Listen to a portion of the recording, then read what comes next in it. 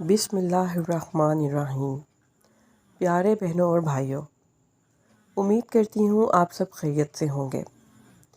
میں آج آپ کے لیے رزق میں برکت اور عزت میں اضافے کی دعا کے ساتھ حاضر ہوئی ہوں۔ پیارے بہنوں اور بھائیوں، ہم سب جانتے ہیں کہ نماز ہم سب پر 5 وقت فرض ہے۔ قرآن کریم میں بارہا حکم ہوا ہے وَأَقِیمُوا الصَّلَاةَ وَأَقِیمُوا الصَّلَاةَ اور نماز قائم کرو اور نماز قائم کرو۔ ابو داؤد اور السنن کی حدیث ہے، اللہ تعالیٰ نے 5 نمازیں فرض کی ہیں۔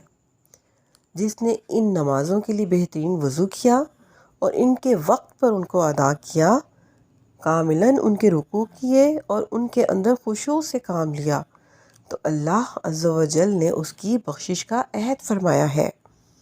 اور جس نے یہ سب کچھ نہ کیا، اس کے لیے اللہ تعالیٰ کا کوئی ذمہ نہیں، چاہے تو اس کو بخش دے، چاہے تو اسے عذاب دے۔ یاد رہے کہ جس کو اللہ نے بخش دیا وہ دونوں جہاں میں کامیاب ہوا۔ جس کو اللہ نے بخش دیا اس کو بہت نعمتوں سے نوازا گیا۔ جس کو اللہ نے بخش دیا اس کو اللہ نے باغات عطا کیے۔ جس کو اللہ نے بخش دیا اس کو کوئی غم نہ رہا۔ لیکن معذرت کے ساتھ بیان کر رہی ہوں کہ ہم نماز خشوع و خضوع والی ادا نہیں کرتے، لیکن پھر دل میں کہیں یہ گلہ بھی رکھتے ہیں کہ 5 وقت نماز ادا کرنے کے باوجود زندگی کے مسائل اور آزمائشیں کم نہیں ہوتی۔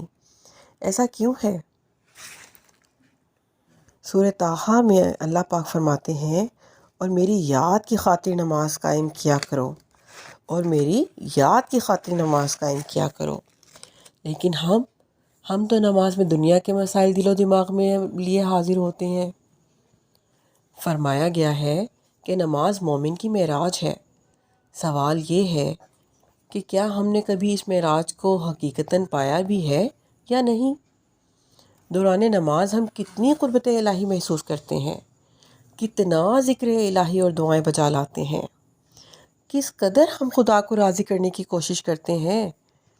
صحیح اور ابو داؤد کی حدیث ہے، ابن عباس رضی اللہ تعالیٰ عنہ سے روایت ہے کہ وہ بیان کرتے ہیں کہ نبی کریم صلی اللہ علیہ وآلہ وسلم 2 سجدوں کے مابین یہ دعا پڑھا کرتے تھے، اللہم اغفر لی وارحمنی وعافنی واہدنی وارزقنی۔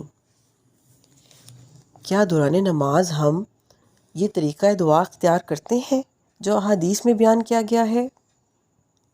پیارے پیارے بہنوں اور بھائیوں، احادیث کی مدد سے آج جو طریقہ دعا لے کر میں حاضر ہوئی ہوں وہ یقیناً امت مسلمہ کے لیے بہت اکثیر یعنی فائدہ مند ہے۔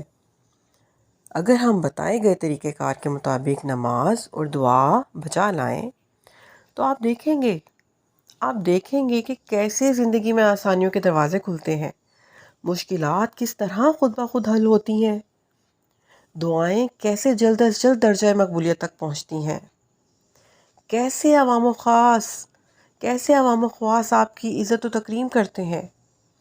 ابن عباس رضی اللہ تعالیٰ عنہ سے روایت ہے، وہ بیان کرتے ہیں کہ نبی کریم صلی اللہ علیہ وآلہ وسلم 2 سجدوں کے درمیان یہ دعا پڑھا کرتے تھے، اللہم اغفر لی وارحمنی وعافنی واہدنی وارزقنی۔ آپ صلی اللہ علیہ وآلہ وسلم کے کلمات اللہم اغفر لی کا معنی ہے کہ اے اللہ میری پردہ پوشی فرمائیے اور ساتھ ساتھ درگزر فرمائیے۔ وارحمنی یعنی مجھے اپنی جناب سے رحمت عنایت فرمائیے، جس میں گناہ کی بھی ستر پوشی ہو، اور ساتھ ساتھ دنیا اور آخرت کی خیر بھی مجھے عطا فرما۔ وعافنی یعنی مجھے دین کے معاملے میں برائیوں اور شبہات سے، بدن کے معاملے میں امراض اور بیماریوں سے، اور عقل کے سلسلے میں بے وقوفی اور پاگل پن سے سلامتی اور عافیت عطا فرمائیے اللہ۔ واہدنی یعنی مجھے ہدایت دے۔ اچھا، سب سے بڑے امراض دل کے امراض ہوتے ہیں، جن کا تعلق یا تو گمراہی یا کسی شبہات سے ہوتا ہے یا پھر ہلاک کر دینے والی شہوت سے۔ واہدنی یعنی مجھے ہدایت دے، مجھے حق کی راہ دکھلا اور اس پر مجھے ثابت قدم رکھ۔ ورزقنی یعنی مجھے رزق عطا فرما جو اس دنیا میں مجھے تیری مخلوق سے بے نیاز کر دے، اور آخرت میں مجھے وسیع رزق عطا فرما، آخرت میں مجھے وسیع رزق عنایت فرما، جیسا کہ تو نے اپنے ان بندوں کے لیے تیار کر رکھا ہے جن پر تو نے اپنا انعام کیا ہے۔ پیارے بہنوں اور بھائیوں، اپنی نمازوں میں سجدوں کے مابین اس دعا کو شامل کیجیے۔ یقین کیجیے مسائل کا حل 100% آپ کی دہلیز پر ہوگا۔ جو دعا دل میں ہوگی وہ زبان پر آنے سے پہلے ہی مقبول ہوگی۔ جو حاجت سوچوں میں ہوگی وہ الفاظ اور التجا سے پہلے ہی رب پوری کر دے گا۔ تذلیل کرنے والے تکریم کریں گے۔ پیارے دوستو، جب بھی آپ نماز پڑھیں 2 سجدوں کے درمیان آپ یہ دعا پڑھیں، رزق میں بے پناہ برکت عطا ہوگی۔ نمبر 1، آپ نے کرنا یہ ہے کہ جب آپ نے نماز میں رکوع اور سجود کرنے ہیں تو آپ نے یہ تسبیح جس میں دعائے مغفرت بھی شامل ہے رکوع اور سجود میں پڑھنے کی عادت بنانی ہے۔ سبحانک اللہم ربنا و بحمدک اللہم اغفر لی۔ سبحانک اللہم ربنا و بحمدک اللہم اغفر لی۔ سبحان ربی الاعلیٰ کے ساتھ آپ اس دعا کو بھی شامل کر لیجئے۔ سبحانک اللہم ربنا و بحمدک اللہم اغفر لی۔ اے ہمارے رب، تو پاک ہے اور تیرے لیے ہی تعریف ہے، اور اللہ مجھے معاف فرما۔